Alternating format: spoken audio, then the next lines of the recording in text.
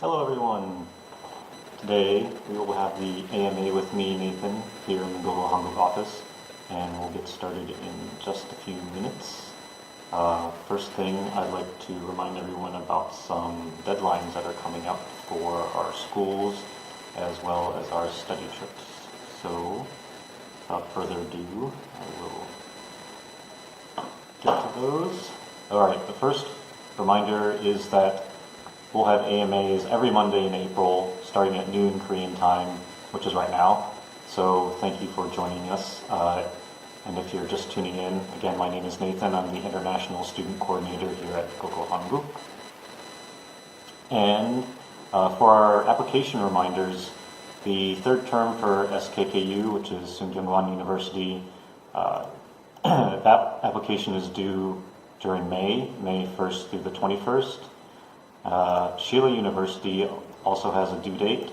That is May 1st through the 15th for Sheila University's fall term in Busan. You may have seen our live videos that we did with Eddie and Davide down in Busan this past week. Also, Kyungsung University's summer term application is due April 23rd.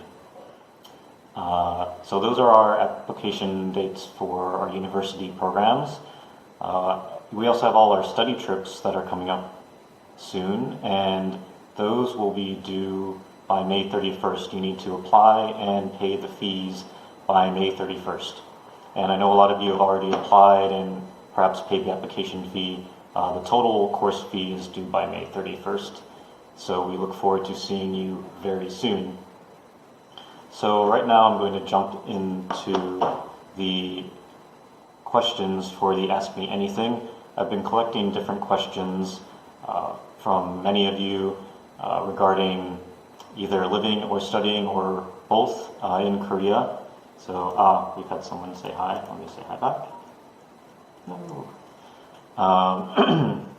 So a lot of the questions I get are regarding cost of living, as well as just what funds do I need to live and study in Korea? Like, how much are things going to cost? And actually, I did another live video regarding this, and you can check that out on our Facebook page. It was one of the live videos I did last month, I believe, and it's called like Cost of Living and Saving Money in Korea. So it's a video similar to this. I had a PowerPoint as well, so you can see all the different text, as well as I talk about it regarding living and studying in Korea. So let's get into the questions. The first question I get a lot is regarding the cost of living in Korea. And besides the video that I made earlier discussing the cost of living, I'll give you a little bit more detail here. Basically, you need to think about a couple different things when you come to Korea. You need to think about the tuition, which of course Gogo Hanguk can help you get all the details about the tuition relating to our partner schools. And then you need to, of course, feed yourself. So you need to have money for food and your housing. And of course, Gogo Hanguk can help you find housing, different accommodation types such as a dorm or a share house, or we have mini studios as well as homestays. So we have a bunch of different accommodation options. So basically, you just need to make sure you have money for that to make sure you have someplace to live, as well as transportation.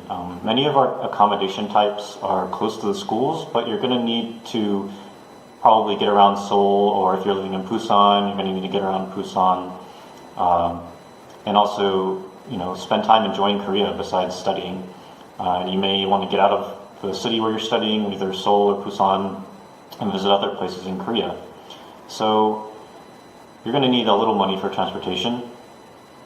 And of course, you want to have fun as well. You don't want to be always studying and hitting the books really hard. So I talk about all of this in the live video I had done last month. So please check out our Facebook videos there, and you can get all that information in much more detail. Let's see here. The next thing I want to talk about is a little bit about currency. A lot of people get kind of worried or confused when we send them the prices in Korean won. Normally people will ask me about US dollars, Canadian dollars, Australian dollars, and sometimes the euro. So for US dollars, right now, 1,000 Korean won is about 1,113 Korean won is 1 US dollar. And for Canadian dollars, 1 Canadian dollar is 836 Korean won. 1 Australian dollar is 848 Korean won. And 1 euro is 1,189 Korean won. And of course, these rates are going to fluctuate. They fluctuate daily, and it's best to just check the rate when you get the tuition prices or housing prices from us. You can just check online or your local currency conversion website, or even with a bank, and they can tell you what the rate is for that day. And especially because you may get the tuition prices from us like months before you apply, so you may want to check the currency conversion closer to when you actually have to pay. Another question we get relating to costs is, does Gogo Hanguk provide scholarships or financial aid? And Gogo Hanguk itself does not, but some of our schools do provide you with discounts or tuition scholarships depending on your grades or your attendance. So I know that Konkuk University does provide tuition discounts for perfect attendance, that is 100% attendance. And if you score the best in your class, you do get a small discount as well. So many people do ask about that, and again, unfortunately, Gogo Hanguk does not provide direct financial aid, but some of our schools do provide discounts on tuition depending on your attendance and how good your scores are. So keeping on the topic of finances, many people ask why I need to prove that I have a certain amount of money in the bank to come study in Korea. And this is basically because Korean immigration wants to make sure that you can support yourself while you're studying in Korea. So besides money for tuition and housing and food, they want to make sure that, say, like some emergency comes up, or that you need to, continue to live here comfortably, that you have enough funds to support yourself. So right now that amount is around 9,000 US dollars. So if you're going to apply for the student visa, which is the D4 language training student visa, they require you to have this amount of money in the bank before they're going to approve your application. And of course you can send that proof to us through a bank statement from your bank. It cannot be like a list of transactions, it cannot be a bank book or a printout from, say, your phone or something. It has to be an official letter from the bank saying that you have these account products at the bank and that these are the balances in those accounts. So for instance, you may have a savings account and you may have a checking account, maybe you have some other funds at a bank. You can get an official letter from them stating that you're a customer of that bank and that you have this much money on deposit with them. If you don't have that, your visa won't be approved. This is a requirement by immigration through the schools to approve your visa. Many people have questions about that, so I just thought I'd address it in more detail here. But when you ask us for the application, we give you all those details again, and we have example bank statements that we can send you to ask for from your bank, or if your local bank isn't sure what kind of documentation you need. At minimum, it needs to show what accounts you have and how much are in those accounts, and that you are a customer of that bank. So that's a little bit more about bank statements. Many people have a question about part-time jobs, and yes, you can get a part-time job on the D4 language training visa, although there are certain rules and regulations regarding that. So the D4 language training visa does allow you to work part-time. The rules basically are that you have to study at a language institute for at least 6 months beforehand. This is kind of to make sure that you have a certain grasp on the Korean language before you try to do a part-time job. Other countries don't necessarily require this, but Korean immigration does require that you study first. After this period, the 6-month period, you are able to find part-time work, and you can work up to 20 hours per week during your school term. So if you're also studying, so for example, you would study in the morning and perhaps go to your part-time job in the afternoon. And then during vacations and holidays, you can actually work as much as you want. So if you had a week break between terms or a 2-week break between terms, you could work 40 hours per week if you wanted during the vacation and holiday period. But when you're studying during your study term, you cannot. You have to work up to 20 hours. You can't work more than 20. And some people wonder like what kind of jobs language students get. A lot of them will work retail, or they'll work in restaurants part-time. If your language skills are good, maybe you can qualify for some other jobs, but many times part-time workers will be in some retail environment, cosmetic stores or clothing stores, or they may work at restaurants that may cater to a more foreign clientele. So basically you would need to kind of research what kind of job you'd be fit for once you get to Korea, and then when you qualify, you can of course apply to that place of work. So that's a little bit about working part-time, and unfortunately you can't immediately start working once you have the D4 language training student visa. You do have to wait that 6-month period. So again, when can I start working? As I said, you have to wait 6 months after you're here in Korea. Once you get some language experience under your belt, then you're free to apply to part-time jobs, whatever one that may fit you. Again, most people will work in restaurants or retail, while there's other jobs you can qualify for. That's the majority of jobs that people will get as a part-time worker. And many people ask, like, how much can I earn when I work part-time? And that really depends on the workplace, but Korean minimum wage as of 2016 was 6,470 won per hour. So in US dollars, let me tell you what that is really quick. So that's about a little under $6 per hour.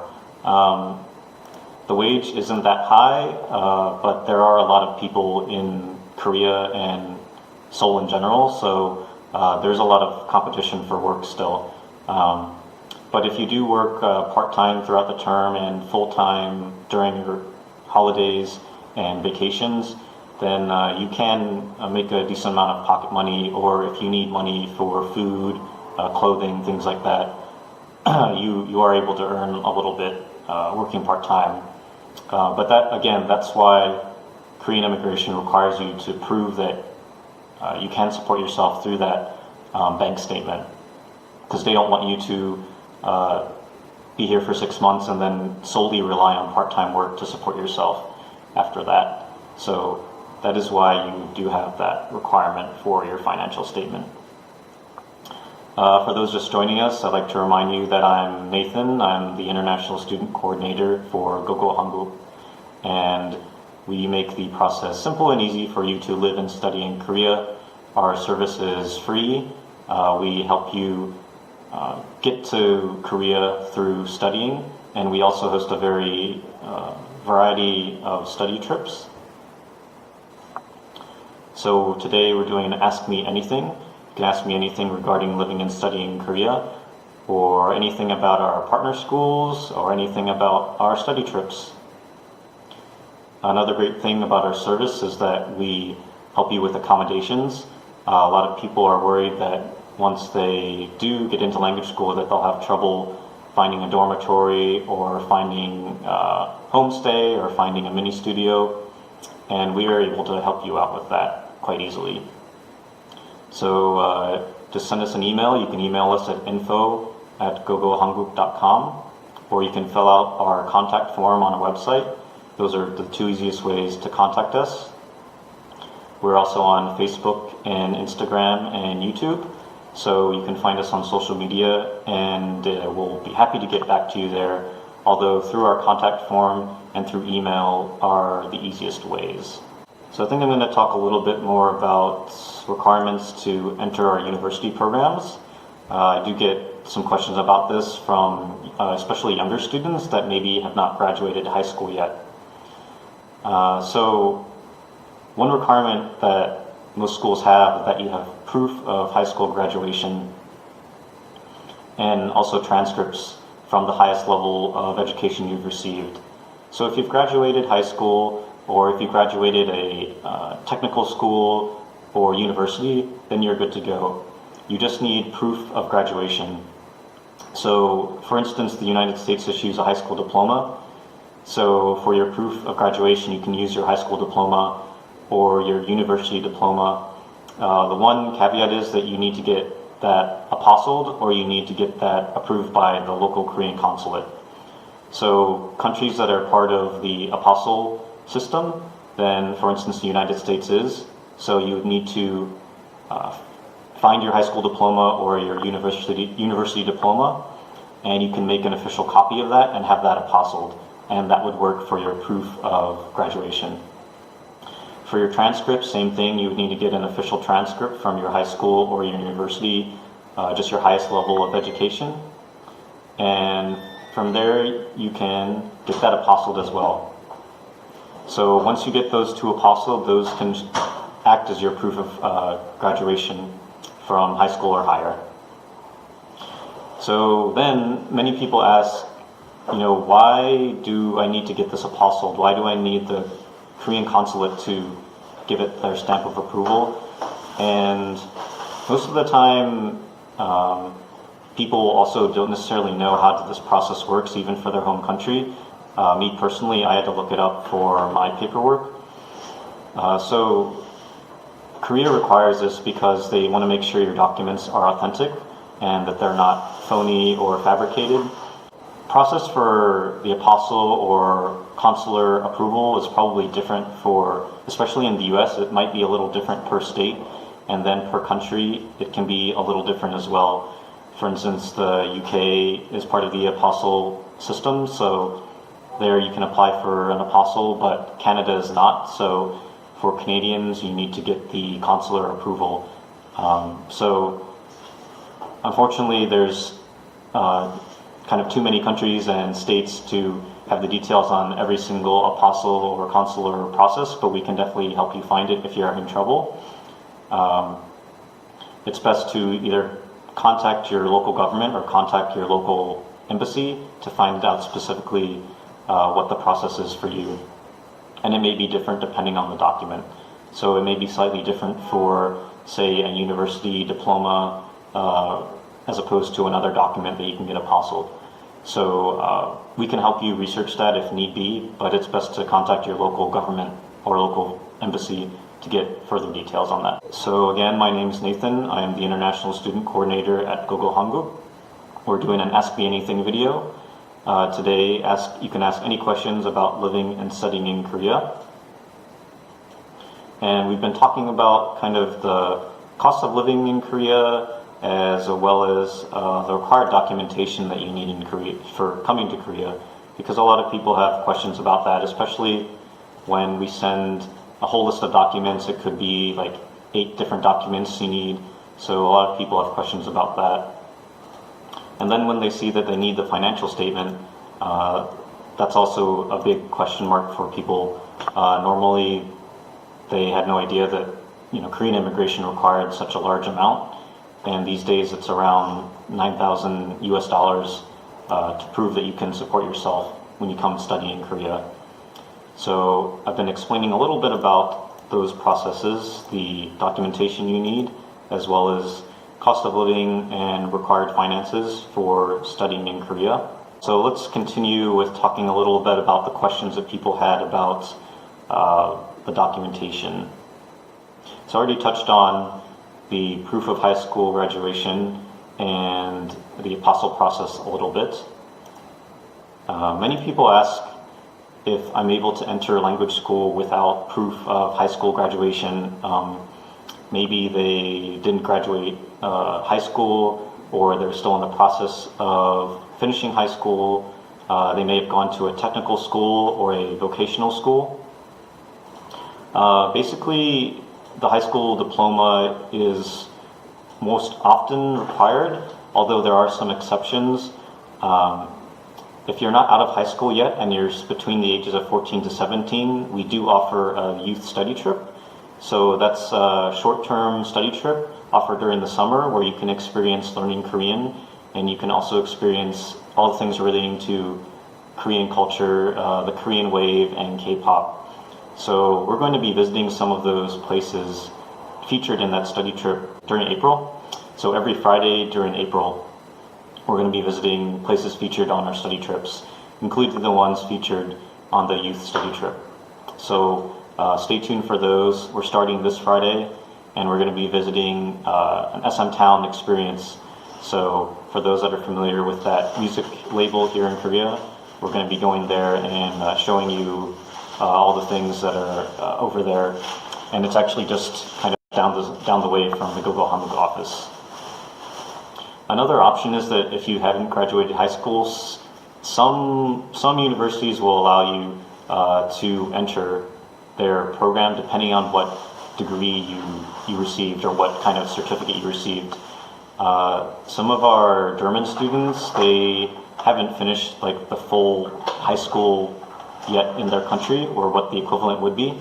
So it's kind of on a case-by-case basis, and we're able to ask the school and clarify what they consider as completing the high school diploma requirement.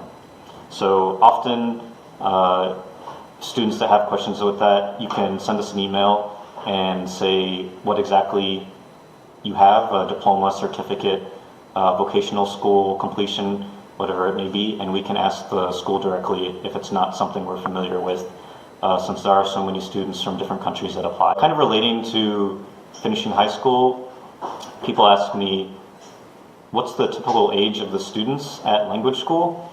For us, we get a lot of students that are kind of right after high school into their early to late 20s, so that 18 to 25 range of students. Although you can actually study at these language institutes at any age as long as you're about 18 years and older and you finished high school. So we've got people that have sent us emails that are much older, and even people that are younger that are interested in our youth study trip. So don't be afraid if you're outside of that core range of ages that we help. You can join our study trips, or you can join a university program at pretty much any age. As for the youth study trip, it's from 14 to 17. But other than that, if you're an adult, then don't hesitate to send us an email and ask us to help you live and study in Korea. Let's continue on with some more questions here. And if you have a question, feel free to leave a comment below. So continuing on with living and studying in Korea, some people ask us if they're able to get a full-time job after they've studied at language school. And this really depends on like your skills and your background, as well as your Korean language ability. Most of the time, people will finish Korean language school and might go sit for the TOEIC exam, which is the official government exam that tests your ability and skills in Korean. Some companies may have a minimum requirement for that exam. So, for example, the TOEIC scores go from 1 to 6, 6 being the highest score. Some companies may require 4 or 5 or 6, which is kind of your advanced to expert level of Korean. And some may not have a requirement at all. So some may say, oh, we'll just interview you, and if your Korean skills good enough on our standards, then you feel free to apply. So it'll really depend on the company and the type of work. Some people are able to find jobs easier than others. Again, it depends on your skills and background, as well as your language skills. And if the company can sponsor a visa for you as well, that may make a difference. So I would research individual companies and see what their requirements are for application. And then once your Korean language skills are up to snuff, then feel free to apply. Another question relating to our language schools is, our university partners can issue student visas, but a place like Lexus Korea is unable to. So people ask us, why is that? Lexus Korea is like a private academy, so they're not a university program like, say, Hanguk University or Gyeongsang University in Busan. So there's the rules are a little different with Lexus Korea. So with Lexus Korea, most people will study short-term, or they'll study for their visa-free period, so the period they can enter Korea without an official visa. While some students do decide to bounce back and forth to renew their temporary tourist visa, if you want to study here long-term, like say a year or longer, we do recommend our university partners, because they're able to issue you a long-term visa that will allow you to stay in country, and you can also leave and come back if necessary, and still hold your visa. So if you're going to study long-term, if you're going to study for 6 months, a year and 6 months, then we do recommend our university partners, because they're able to issue you that D4 language training visa, and then you can stay in Korea long-term. Again, my name's Nathan. I'm the International Student Coordinator at GoGo Hanguk, and we're here doing an Ask Me Anything, an AMA video, answering all your questions about living and studying in Korea. Relating to visas, got a question, am I able to change my visa? Yes, you are, although depending on what visa you're changing to, you may have to leave Korea and come back. If you have the D4 language training student visa, you can extend that in country. So say you apply for 2 terms and you'd like to study for another one, you can extend that visa quite easily in country. So for that one, extending a visa isn't that difficult. However, if you wanted to change to, say, a working holiday visa or an employment visa, let's say you get a job after language school and your employer is sponsoring your visa, they may require you to leave the country and come back depending on the visa you get. So yes, you're able to change your visa, but again, it may depend on what visa you're getting as to if you can stay in Korea to do that change. So let's say you got into language school, you've got your housing arranged, you've started your life here in Korea, but you're looking to save a little money. And again, I did a Facebook live video about that in March, so you can check that out. But some people ask if there are special discounts for students or special discounts just for foreigners. So I'd like to touch on that a little bit. A lot of times, special tourist attractions here in Seoul will offer special discounts just for foreigners. So like Lotte World or Everland, the 2 big theme parks in Korea, they'll offer discounts for foreigners at certain times of the year. They may offer special discounts for students as well. There may be other discounts for students, maybe at movie theaters, or special discounts at certain shops, or near campuses. There may be special discounts that restaurants offer or that other attractions offer. So just check out the area around your school where you're studying, and you may find businesses that offer special discounts. Or pay attention to the tourism websites or social media for Seoul and Korea, especially because they often advertise special programs for foreigners or special programs for students that are studying abroad here in Korea. So you may be able to take advantage of things like cultural activities or Korean Wave activities, as I mentioned, amusement park discounts, special event discounts. A lot of times there'll be tickets that are offered to concerts that are only offered to foreigners. So you may be able to take advantage of special pricing or special tickets that are offered for those events. So it's best to just follow the tourism boards for Korea and Seoul and maybe other cities that you're interested in, and then you can be up to date on that information. So that's the advice I have for those special discounts and maybe special deals that students can get as well. So again, today we're talking about all the questions you have regarding living and studying in Korea. We'll be doing these Ask Me Anything videos every Monday during April. So this is the first one, and then the next one will be next week on Monday, same time at 12 noon. So you can join me then as well. And we'll be posting these videos also on our YouTube page. So if you, for some odd reason, don't catch them on Facebook, you can catch them on YouTube as well. Every Friday during April, we'll be visiting locations that are featured on our study trips. So every Monday will be the Ask Me Anything videos, and then every Friday we'll be going out on location here in Korea to visit special locations that are featured on the study trips. So I don't want to give too much away, but stay tuned for those. And on our Facebook page, we have event pages set up, so you can follow those events and also like us on Facebook to make sure you can stream live all of our content that's coming up during April. So we have just a little bit more time here, so I'll get to a couple more questions before we have to wrap up. So most people are curious about the accommodations we offer, and all those accommodation types are listed on our website. The main accommodations people take advantage of here are the dormitories as well as mini studios, although we can also help you with share houses, homestays, and serviced apartments. Some people have questions about like, oh, I'm going to stay with a friend, is that okay? Or I'm going to stay at some other accommodation like a guest house, is that okay? If you find your own accommodations, that's perfectly fine. However, we're able to help you find an accommodation if needed, free of charge.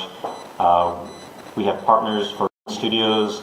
We work with the schools to help you get into the dormitories. We also have partners for homestays and share houses, as well as a service apartment. So if you're curious about any of those accommodation types, please let us know. However, if you do want to stay with a friend, or if you do want to stay at some other accommodation, a guest house or something, then that's perfectly fine. But please let us know, because we do want to make sure that you have a smooth transition to living and studying in Korea. And if for some odd reason the accommodation that you find on your own doesn't work out, please let us know. We can help you find something with a quick turnaround time based on availability. So as long as you let us know in advance that you're going to need housing, or even if you don't need housing, you may want to let us know that you're going to be staying with a friend or staying at a guest house or something. So we'll have that documented so that we know you're covered. So let's see, just have a little bit more time here. Again, this is an Ask Me Anything video with Nathan, your International Student Coordinator. Just here, as we're approaching our wrap-up time, I wanted to remind you again about the application deadlines that are coming up. For Sungyungwan's third term, the application period is May 1st through the 21st. For Shilla University in Busan, the fall term deadline is May 1st through the 15th. For Kyungsung University in Busan, the summer term deadline is April 23rd. And all of our study trips, please apply and pay the fees for those by May 31st. Some people have asked about the differences between Seoul and Busan. And for Busan, I'd like to direct you to some of the recent Facebook Live videos we did. Davide and Eddie were down in Busan filming Shilla University last week. So they were able to talk with some students about their life in Busan and their life at Shilla University. So I advise that you check that video out. It's on our Facebook page and soon will be on YouTube. And also, Davide and Eddie went to a local chimek place, a chicken and beer restaurant in Busan, where they talked more about life in Busan as well as Shilla University. So for Busan, I'd like to direct you to those Facebook Live videos and check them out on YouTube soon as well. The chimek video is on YouTube right now, and the student interview video will be up there shortly. For Life in Seoul, we've made some other videos regarding life at our schools, and we're currently filming more of those videos. So we'll be filming and publishing more video content about other university and school partners soon. So you can check out those videos, as well as feel free to drop us questions on these Ask Me Anything videos. We'll be more than happy to ask specific questions about life in Seoul or life in Busan, cost of living, or things to do, things to see. We always are posting new content on our Facebook page as well, so you can check out our Facebook posts about cool things to do in Korea or interesting attractions to go visit, as well as life around our language schools. So to sum up, check out our social media, our Instagram, as well as our Facebook page. We post updated Instagram stories every week, as well as we update our Instagram daily. So check out our SNS for more information regarding that. So we've about wrapped up our time here for our first Ask Me Anything video. For those that are joining right at the end, my name's Nathan. I'm the International Student Coordinator at Gogo Hanguk. Feel free to drop any questions in the comments, as well as you can email us anytime at info@gogohanguk.com. We have a contact form on our website, gogohanguk.com, that you can fill out. And again, if you have a year or a preferred school that you would like to join us here in Korea, just let us know through there. And again, a reminder, we'll be doing these videos every Monday during April at noon Korean time. And on Fridays, we'll be doing our study trip videos during the afternoon. The time's going to vary a little bit, but please check our Facebook events for the specific times. We'll be visiting the different attractions and locations that are featured in our study trips. So again, this has been Nathan with Gogo Hanguk, and we'll talk to you during the next live video.